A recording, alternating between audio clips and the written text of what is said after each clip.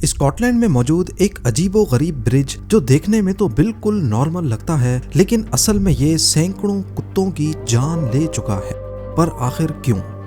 Brazil के घने जंगलात के बीच एक लावारिस कंक्रीट ब्रिज की कहानी से लेकर गल्फ ऑफ मेक्सिको से गायब होने वाले आइलैंड तक, आज हम कुछ ऐसी मिस्टीरियस जगहों के बारे में जानेंगे जिन्हें देखकर यकीन लाना काफी मुश्किल है।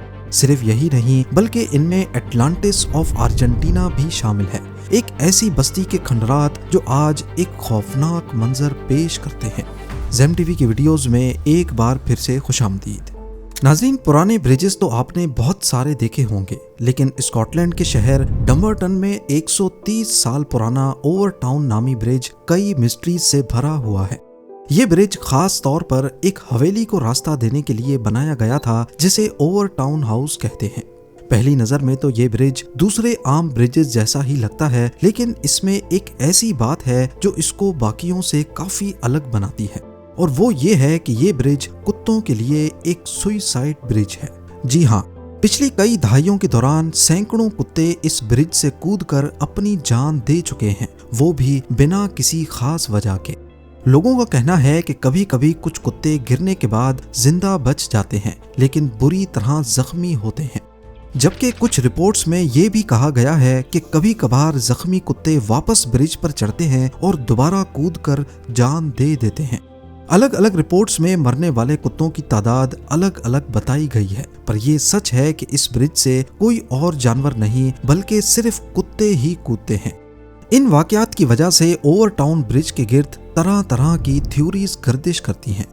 कुछ लोगों का, खासकर केल्टिक पगान को मानने वालों के मुताबिक, ये ब्रिज आसमान और जमीन के बीच की जगह माना जाता है, जबकि कुछ लोकल्स का मानना है कि ये काम पास मौजूद हवेली में रहने वाली एक बेवा के भूत का काम है, जिसे white lady of over town का नाम दिया गया है। एक और मशहूर थ्योरी ये है कि 1994 में एक पागल बाप ने इसी ब्रिज से अपने छोटे बच्चे को फेंक दिया था, और इसी हादसे की नेगेटिव एनर्जी कुत्तों को ऐसा करने पर मजबूर करती है। इन सब अजीबो गरीब थ्योरीज के अलावा कुछ रिसर्चर्स ने ज्यादा समझ आने वाली वजह भी बताई है। 2006 में animal behaviour expert David Sands ने इस ब्रिज की जांच की। उन्होंने नोटिस किया कि ब्रिज के नीचे जंगल में छोटे जानवर, खासकर मिंक्स की तादाद बहुत ज्यादा है। डेविड सैंड्स ने बताया कि शायद कुत्ते अपनी तेज सेंस ऑफ स्मेल से ब्रिज के नीचे मौजूद जंगली जानवरों को महसूस करते हैं और उनका पीछा करते करते नीचे कूद जाते हैं। एक्सपर्ट्स ने यह भी बताया है कि इस ब्रिज का डिजाइन और उसकी लोकेशन कुछ ऐसी है कि जब कुत्ते इसकी दीवार के ऊपर चढ़ते हैं तो उन्हें ऐसा लगता है कि जैसे नीचे खाई नहीं, बल्कि फ्लैट सरफेस अभी तक कंटिन्यू है। पर यह थ्योरी भी अभी तक सही से इस्टेब्लिश नहीं हो पाई, क्योंकि इसके सच्चे होने का कोई ठोस सबूत अभी तक नहीं मिला। पिछले कई सालों से ओवर टाउन ब्रिज का ये मामला अभी तक एक मिस्ट्री बना हुआ है। कोई नहीं जानता कि सिर्फ कुत्ते ही यहाँ से क्यों कूदते हैं। अगर आप गल्फ ऑफ मेक्सिको के किसी भी पुराने मैप को उठाकर देखेंगे जो 16th और 17th सेंचुरी में स्पेनिश एक्सप्लोरर्स ने बनाया था, तो उसमें आपको युकाटन पेनिनसुला के नॉर्थ में एक छोटा सा आइलैंड नजर आएगा, जिसे बर्मिहा का नाम दिया गया था। बेशक उस वक्त मैप्स में इसकी लोकेशन थोड़ी बहुत आगे पीछे हो सकती है, लेकिन कम से कम हर मैप में ये आइलैंड जाहिर जरूर होता था। इस आइलैंड को पहली बार Spanish cartographer Alonso de Santa Cruz ने 1539 में गल्फ ऑफ मेक्सिको की ऑफिशियल आइलैंड्स की लिस्ट में शामिल किया था। लेकिन लेट 90s में गल्फ ऑफ मेक्सिको में काफी ऑयल निकलने लगा, तो अमेरिकन और मेक्सिकन गवर्नमेंट्स ने अपनी अपनी बाउंड्री सेट करना शुरू की, जिससे ये तय होगा कि कौन सी कंट्री के पास गल्फ ऑफ मेक्सिको में ऑयल ढूंढने की क्या लिमिट होगी।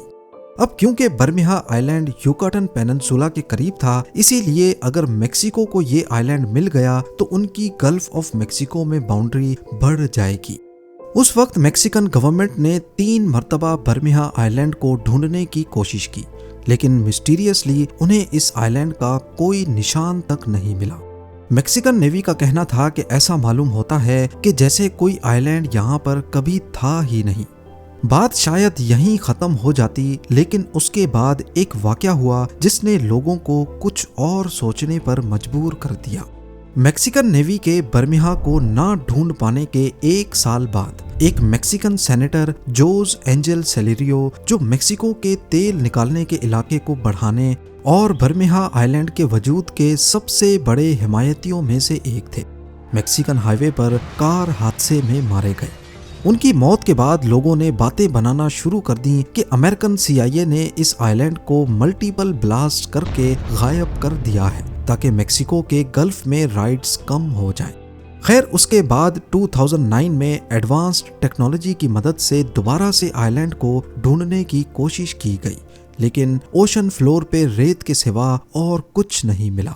2009 में इन नाकाम कोशिशों के बाद मैक्सिकन सोसाइटी ऑफ जियोग्राफी के प्रेसिडेंट ने दावा किया कि हो सकता है कई सदियों पहले स्पेनिश एक्सप्लोरर्स ने जानबूझकर यहाँ फेक आइलैंड दिखाया हो, अपने दुश्मनों को गुमराह करने के लिए।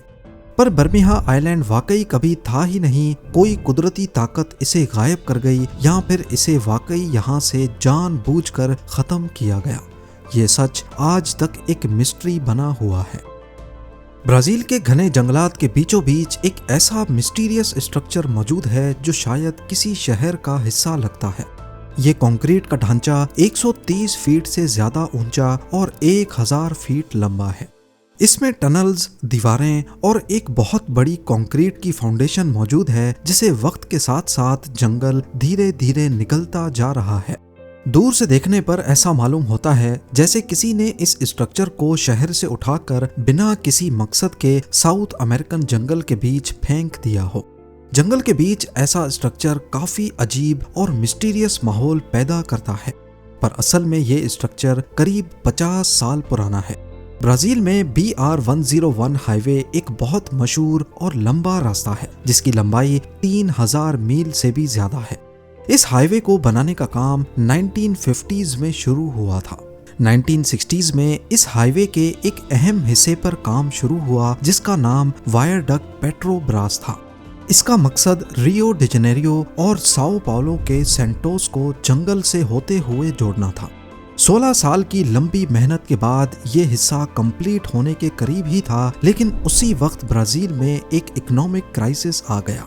हालात इतने खराब हो गए कि सरकार के पास इस वायाडक्ट पेट्रोब्रास को BR-101 से कनेक्ट करने के पैसे भी नहीं बचे।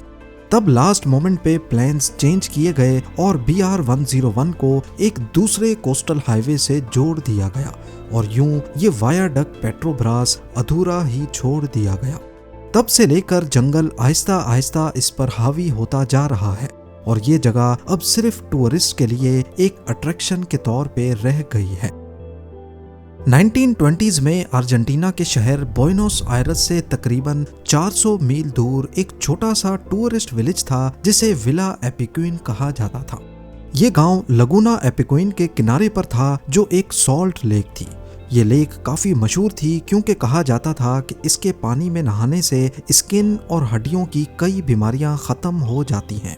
जल्द ही ये जगह अर्जेंटीना के अमीर लोगों के लिए एक वीकेंड गेटवे बन गई।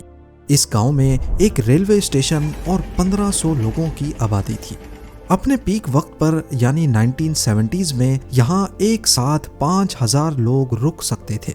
विला एपिक्विन की इस शोहरत की वजह से इस पर बहुत पैसा भी लगाया गया और कई होटल्स बनाए गए ताकि विजिटर्स को रात गुजारने में कोई मुश्किल ना हो सके। लेकिन ऐसा लगता था जैसे इस शहर को सॉल्ट लेक से अलग करने वाले डैम पर ज्यादा ध्यान नहीं दिया गया और फिर वही हुआ जिसका डर था। 10 नवंबर 1985 को एक तूफान की वजह से वो डैम टूट गया और अगले 2 हफ्तों तक इस गांव में पानी मुसलसल भरता रहा। आखिरकार सभी लोगों को विला एपिक्विन को छोड़कर जाना पड़ा। कुछ दिनों के बाद कंडीशन ये हो गई कि गांव और उसमें मौजूद घर 30 फीट पानी के अंदर चले गए। 25 सालों के बाद 2009 में जब पानी वापस उतरना शुरू हुआ तो नीचे मौजूद घरों का मलबा काफी खौफनाक मंजर पेश करने लगा। ऊपर से देखने पर इसकी असली गलियां और घर नजर आ सकते हैं जहां पर 1500 लोग रहते थे। जंगली झाड़ियां, जंग लगी इमारतें इस गांव को एक घोस्ट टाउन जैसा पेश करती हैं। आज विला एपिक्विन दुनिया भर से फोटोग्राफर्स और टूरिस्ट को अपनी तरफ अट्रैक्ट करता है, जो इस मशहूर गांव के खंडरात देखने आते हैं। पानी में नमक की वजह से स्ट्रक्चर्स पर एक सफेद लेयर चढ़ी हुई है जो इस खंडरात को और भी ज्यादा खौफनाक लुक देती है। विला एपिक्वीन के बारे में सबसे इंटरेस्टिंग बात यह है कि 25 साल तक पानी में डूबे रहने के बाद भी 2009 में जब पानी उतरा तो 81 इयर्स के पाब्लो नोवेक ने वापस आकर वहीं अपने टूटे फूटे घर में रहने का फैसला किया। शहर के 1500 लोगों में से वो अकेला था जो वापस लौट कर आया था। विला एपिक्वीन के अकेले रेजिडेंट के तौर पर पाब्लो को 2020 में शहर का कल्चरल एम्बेसडर बनाया गया, लेकिन अफसोस के साथ जनवरी 2024 में 93 इयर्स की एज में पाब्लो भी इस दुनिया को छोड़ गया। पाब्लो के जाते ही विला एपिक्वीन एक मर्तबा फिर मुकम्मल तौर पर गैर आबाद हो गया। कई दहाइयों पहले ये शहर टूरिस्ट की वजह से फेमस हुआ था और आज भी सिर्फ टूरिस्ट ही यहाँ आते हैं। उम्मीद है जेम टीवी की ये वीडियो भी आप लोग भरपूर लाइक और शेयर करेंगे। आप लोगों के प्यार भरे कमेंट्स का बेहद शुक्रिया। मिलते हैं अगली शानदार वीडियो में।